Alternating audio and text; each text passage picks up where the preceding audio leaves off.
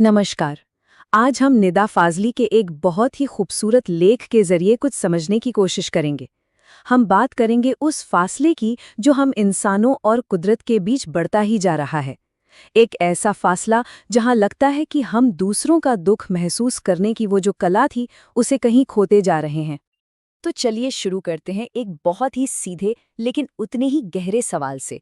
क्या सच में ऐसा है कि हम दूसरे जीव जंतुओं का, दूसरे प्राणियों का दर्द महसूस करना ही भूल गए हैं? ये एक ऐसा सवाल है जो आज की हमारी पूरी बातचीत की नींव बनेगा। आज हम किन किन बातों पर गौर करेंगे, एक नज़र उस पर डाल लेते हैं। पहले हम देखेंगे कि वो पुराने जमाने के लोग आखिर कहाँ चले गए। फिर करुणा की कुछ दिल छू लेने वाली कहानियां सुनेंगे। प्रकृति से हमारी दूरी क्यों बढ़ रही है, इसे समझेंगे। और फिर ग्वालियर से मुंबई तक के एक सफर के जरिए आज के सबसे बड़े सवाल तक पहुंचेंगे। तो चलिए पहले हिस्से से शुरू करते हैं। हम एक ऐसे दौर में झांकेंगे जहां लोगों में बहुत गहरी हमदर्दी हुआ करती थी, और फिर देखेंगे कि आज का जमाना उससे कितना अलग हो गया है। आइए बस एक पल के लिए उस वक्त की कल्पना करें जब इंसान, जानवर और ये पूरी कायनात सब एक ही परिवार का हिस्सा माने जाते थे, जब हर जान की कीमत बराबर थी। अब इस हिस्से में हम कुछ कहानियां सुनेंगे। ये कहानियां इतिहास से हैं, मजहबी किताबों से हैं और हमें उन लोगों से मिलवाती हैं जिन्होंने हर जीव के लिए बेपनाह हमदर्दी की मिसाल पेश की। हमारी पहली कहानी है बादशाह सुलेमान की। सोचिए, ईसा से भी 10-125 साल पहले की बात है। वो सिर्फ इंसानों के ही नहीं बल्कि हर छोटे बड़े जानवर, हर परिंदे के बादशाह माने जाते थे। तो होता क्या है, एक बार वो अपनी पूरी फौज अपने लश्कर के साथ कहीं से गुजर रहे थे। तभी उन्हें चींटियों की आवाजें सुनाई दी, जो घोड़ों के आने से घबराकर एक दूसरे को भागने के लिए कह रही थी। और उन्होंने क्या किया? उन्होंने फौरन अपनी पूरी फौज को वहीं रोक दिया। और फिर सुलेमान ने उन चींटियों से जो कहा वो उनकी महानता को दिखाता है। उन्होंने कहा, घबराओ नहीं, मैं मुसीबत नहीं, मैं तो सबके लिए मोहब्बत हूं। जरा सोचिए, एक इतना बड़ा बादशाह और सबसे छोटे जीव के लिए भी उसके दिल में कितनी इज्जत और प्यार है। चलिए अब अगली कहानी की तरफ बढ़ते हैं। ये कहानी हमदर्दी को और करीब से दिखाती है, एक बिल्कुल निजी पारिवारिक स्तर पर। ये कहानी सिंधी के महान कवि शेख अय्याज ने अपनी आत्मकथा में लिखी है। जरा सोचकर देखिए, शेख अय्याज के पिता खाना खाने ही बैठे थे कि उन्हें अपनी बाह पर एक चौंटा, मतलब एक चींटी रेंगती हुई दिखी। और पता है उन्होंने क्या किया? वो अपना खाना बीच में ही छोड़कर उठ खड़े हुए और कहा कि अरे, मैंने तो एक घर वाले को बेघर कर दिया, मैं इसे इसके घर मतलब कुएं के पास वापस छोड़ने जा रहा हूं। आप सोच सकते हैं, एक नन्ही सी जान के लिए इतनी गहरी हमदर्दी। हमारी तीसरी और आखिरी कहानी पैगंबर नूह की है। ये कहानी एक छोटी सी बात, एक फटकार और फिर जिंदगी भर के पछतावे के बारे में है। ये दिखाती है कि हमारे कहे हुए शब्दों का असर कितना गहरा हो सकता है। तो हुआ ये कि नूह के सामने से एक जख्मी कुत्ता गुजरा।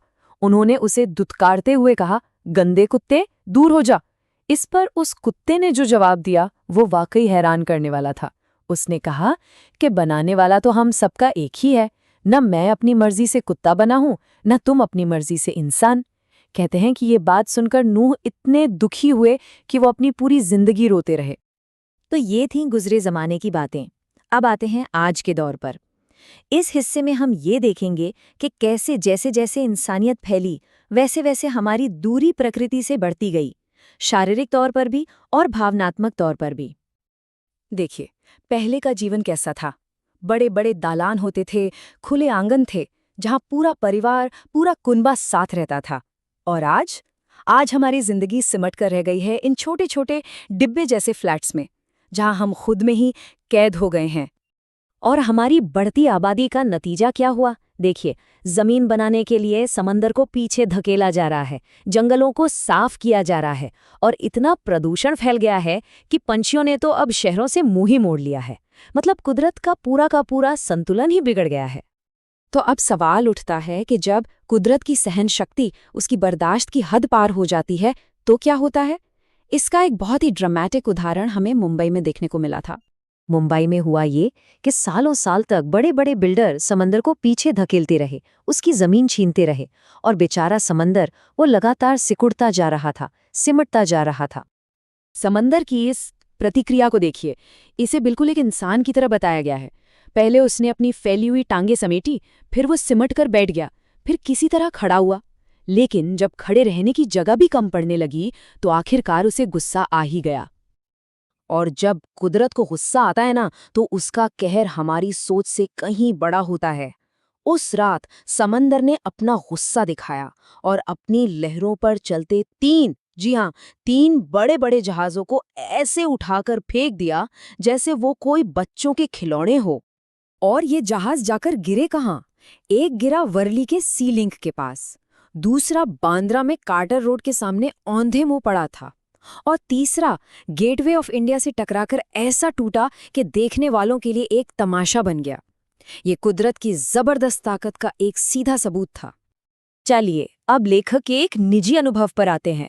ये कहानी उनकी माँ की गहरी हमदर्दी और उनकी अपनी आज की सोच के बीच का फर्क साफ साफ दिखाती है। बात ग्वालियर की है। लेखक के घर में एक कबूतर ने घोंसला बनाया था। एक अंडा तो बिल्ली तोड़ गई। जब उनकी माँ दूसरा अंडा बचाने की कोशिश कर रही थी तो वो उनके हाथ से फिसलकर टूट गया, और अपनी इस गलती पर प्रायश्चित करने के लिए उन्होंने पूरे दिन न कुछ खाया न पिया और बस नमाज में बैठकर खुदा से अपनी गलती की माफी मांगती रहीं। और यहीं पर आकर इस कहानी का सबसे अहम मोड़ आता है। एक तरफ है उनकी माँ, जो ग्वालियर में एक अंडे के टूटने पर दिन भर रोजा रखती हैं, और दूसरी तरफ है खुद लेखक, जो मुंबई में अपने फ्लैट में कबूतरों के आने जाने से परेशान होकर उन्हें रोकने के लिए जाली लगा देते हैं। देखिए, दो पीढ़ियों के बीच सोच का ये फर्क कितना साफ और कितना बड़ा है। तो इन सारी कहानियों और उदाहरणों के बाद अब हम आखिर में पहुंचते हैं उस सवाल पर जो सबसे जरूरी है। ये सवाल हम सबके लिए है। तो आखिरी और सबसे बड़ा सवाल यही है, आज हम इन किरदारों में से कौन हैं? क्या हम में वो सुलेमान वाली समझ बाकी है जो चींटियों तक की फिक्र करते थे, या हम लेखक की माँ की तरह हैं जिनमें एक अंडे के टूटने पर प्रायश्चित करने की हमदर्दी है? या फिर कहीं हम वो लेखक तो नहीं बन गए जो अपनी सहूलियत के लिए, अपनी आसानी के लिए परिंदों का रास्ता ही रोक देता है?